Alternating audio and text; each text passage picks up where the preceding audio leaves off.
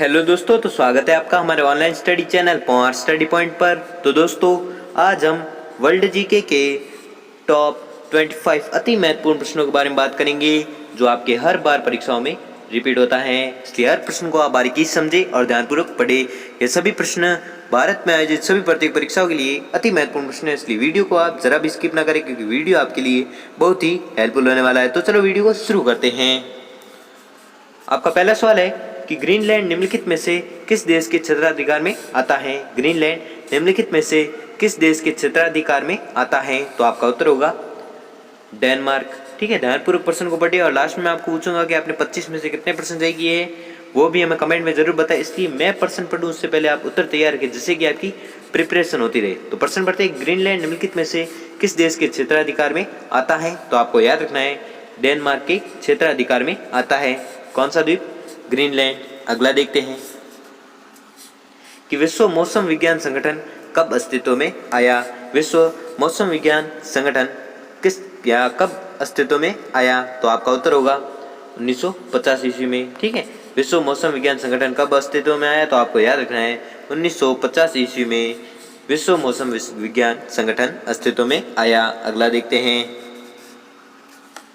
कि निम्नलिखित में से किस अफ्रीकी देश को पहले न्यासालैंड के नाम से जाना जाता था। निम्नलिखित में से किस अफ्रीकी देश को पहले न्यासालैंड के नाम से जाना जाता था, तो आपका उत्तर होगा मलावी। ठीक है, मलावी है। ठीक है, मलावी अफ्रीकी देश है जिसे न्यासालैंड के नाम से जाना जाता था। किसे? मलावी को। ठीक है, अगला देखते हैं कि मैगलन जलडमरू मध्य निम्नलिखित में से किस स्थान पर स्थित है। मैगलन जलडमरू मध्य निम्नलिखित में से किस स्थान पर स्थित है, तो आपका उत्तर होगा प्रशांत महासागर और प्रशांत महासागर तथा या और दक्षिण अटलांटिक महासागर। ठीक है, मैगलन जलडमरू मध्य निम्नलिखित में से किस स्थान पर स्थित है, तो आपको याद रखना है प्रशांत महासागर और दक्षिण अटलांटिक महासागर में स्थित है। अगला देखते हैं कि तेगुसिगल्पा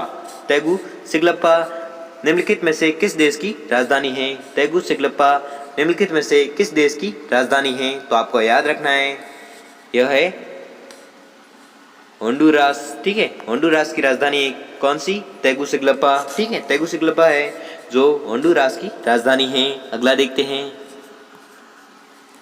कि निम्नलिखित में से कौन सा स्थान अमेरिका का आश्रित है। निम्नलिखित में से कौन सा स्थान अमेरिका का आश्रित है, तो आपका उत्तर होगा पुएर्तो रिको। ठीक है, पुएर्तो रिको स्थान है जो अमेरिका का आश्रित है। अगला देखते हैं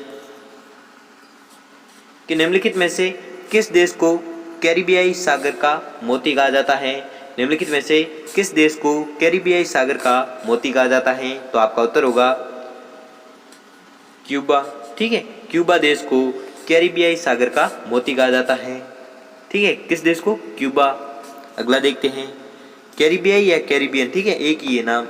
अगला देखते हैं कि क्षेत्रफल के आधार पर ब्राजील के बाद दक्षिण अमेरिका महाद्वीप का दूसरा सबसे बड़ा देश कौन सा है। क्षेत्रफल के आधार पर ब्राजील के बाद दक्षिण अमेरिका महाद्वीप का दूसरा सबसे बड़ा देश कौन सा है, तो आपका उत्तर होगा अर्जेंटीना। ठीक है, अर्जेंटीना है जो दूसरा सबसे बड़ा देश है। किसके बाद? ब्राजील के बाद। अगला देखते हैं गुआतेनामो खाड़ी किस देश में स्थित है। गुआतेनामो खाड़ी किस देश में स्थित है, तो आपको याद रखना है यह स्थित है क्यूबा में। ठीक है, क्यूबा देश में कौन सी खाड़ी स्थित है, तो आपको याद रखना है गुआतेनामा खाड़ी स्थित है। अगला देखते हैं कि निम्नलिखित में से अमेरिका का सबसे बड़ा नदी प्रवाह तंत्र कौन सा है। निम्नलिखित में से अमेरिका का सबसे बड़ा नदी प्रवाह तंत्र कौन सा है, तो आपको याद रखना है यह है मिसिसिपी। ठीक है, मिसिसिपी है जो अमेरिका का सबसे बड़ा नदी प्रवाह तंत्र है। कौन सा? मिसिसिपी। अगला देखते हैं कि प्राचीन मनुष्य से संबंधित पिल्टडाउन मन निम्नलिखित में से किस देश में पाया जाता है या पाया गया था, तो आपको वापस से पढ़ना है प्रश्न को। प्राचीन मनुष्य से संबंधित पिल्टडाउन मन निम्नलिखित में से किस देश में पाया गया था, तो आपको याद रखना है यह पाया गया था इंग्लैंड। ठीक है, इंग्लैंड में पाया गया था क्या? पिल्टडाउन मन। ठीक है, पिल्टडाउन मन निम्नलिखित में से किस देश में पाया गया? तो आपको याद रखना है यह पाया गया था इंग्लैंड में। अगला देखते हैं कि नियामो निम्नलिखित में से किस अफ्रीकी देश की राजधानी है? नियामे निम्नलिखित में से किस अफ्रीकी देश की राजधानी है? तो आपका उत्तर होगा नाइजर की राजधानी है। ठीक है, नाइजर की राजधानी क्या है? तो आपको याद रखना है नियामे। ठीक है, या नियामे किसकी राजधानी है? तो भी आपको याद रखना है यह राजधानी है नाइजर की, जो कहाँ पर स्थित है? अफ्रीकी महाद्वीप में। अगला देखते हैं अफ्रीका महाद्वीप में कि अगला सवाल है कि डेथ वैली या मौत की घाटी निम्नलिखित में से किस मरुस्थल में स्थित है? डेथ वैली या मौत की घाटी निम्नलिखित में से किस मरुस्थल में स्थित है? तो आपका उत्तर होगा मोजावे मरुस्थल में स्थित है। ठीक है, कौन सी घाटी? मौत की घाटी या डेथ वैली। ठीक है, किस मरुस्थल में स्थित है? तो आपको याद रखना है यह स्थित है मोजावे मरुस्थल में। ठीक है, अगला देखते हैं कि विश्व का सबसे बड़ा भूतापीय ऊर्जा प्लांट किस देश में स्थित है? विश्व का सबसे बड़ा भूतापीय ऊर्जा प्लांट किस देश में स्थित है? तो आपका उत्तर होगा अमेरिका में स्थित है। ठीक है, क्या स्थित है? भूतापीय ऊर्जा प्लांट स्थित है, वो विश्व का सबसे बड़ा है। कहाँ पर स्थित है? अमेरिका में। ठीक है, विश्व का सबसे बड़ा भूतापीय ऊर्जा प्लांट किस देश में स्थित है? तो आपको याद रखना है स्थित है अमेरिका में या यूएसए में। अगला देखते हैं कि निम्नलिखित में से किसने सबसे पहले पृथ्वी के चारों ओर की दूरी को मापा था? निम्नलिखित में से किसने सबसे पहले पृथ्वी के चारों ओर की दूरी को मापा था? तो आपका उत्तर होगा यह मापा था किसने? यूक्लिड ने। ठीक है, यूक्लिड ने पृथ्वी के चारों ओर की दूरी को मापा था। अगला देखते हैं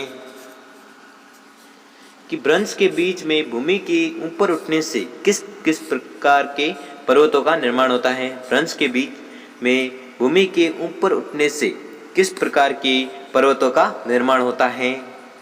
तो आपका उत्तर होगा ब्लॉक पर्वत का निर्माण होता है। ठीक है, कैसे होता है? भ्रंश के बीच में भूमि के उठने से ब्लॉक पर्वत का निर्माण होता है।